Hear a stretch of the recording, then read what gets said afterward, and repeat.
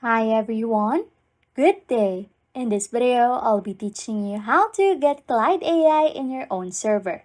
Okay, first things first, open up your Discord app. In a private server, you can use this link flash on your screen and send it in the text channel.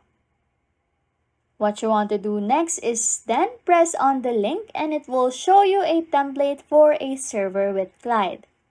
The reason why we are doing this is because Clyde is only available for a specific number of Discord users. Since the AI is still in its experimental stage, that means not everyone has access to Clyde yet. So, here's the thing. Since Clyde is randomly given to users, it is not a guarantee that you will get it instantly. But since we want to have Clyde AI in our own server, all you have to do is to keep on creating servers until you get one with Clyde. So our tip is to just patiently create servers until you have obtained Clyde AI in your own server.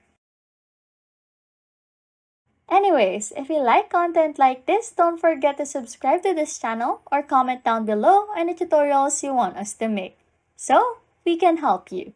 And that's it! You can now get Clyde AI in your own server.